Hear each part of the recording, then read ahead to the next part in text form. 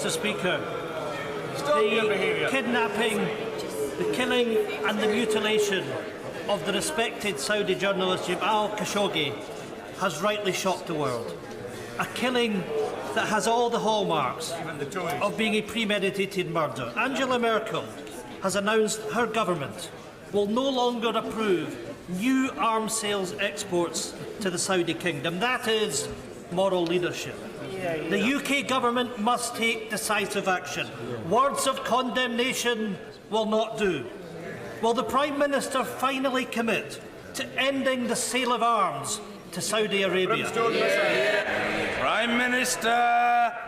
Mr. Speaker, we condemn the killing of the journalist Jamal Khashoggi in the strongest possible terms.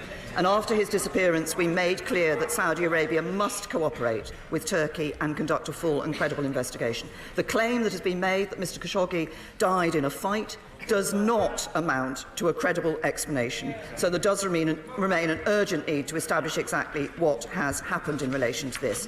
The Foreign Secretary, other foreign ministers and our ambassador have been making our position very clear to the Saudi Arabians. I myself expect to speak to King Salman later today, and I can update the House that no minister or official is attending the investment conference in Saudi Arabia, and my right honourable friend, the Home Secretary, is taking action against all suspects to prevent them entering the UK. And if these individuals currently have visas, those visas will be revoked today. Ian Blackford. Well, I'm afraid the Prime Minister said nothing about arms sales. Condemnation won't do. It's action which is required. Mr. Speaker, the Saudi Arabia regime is responsible for multiple human rights violations.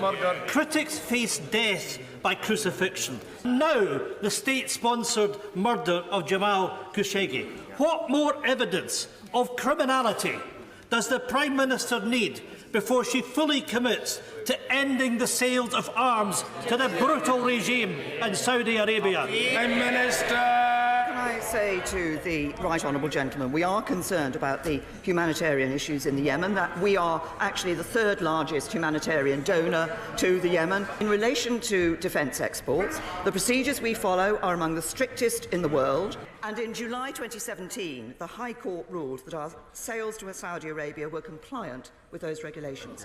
But of course we keep these under review. A lot of members still waiting to contribute, and we must try to accommodate them. Richard Graham. Mr. Speaker.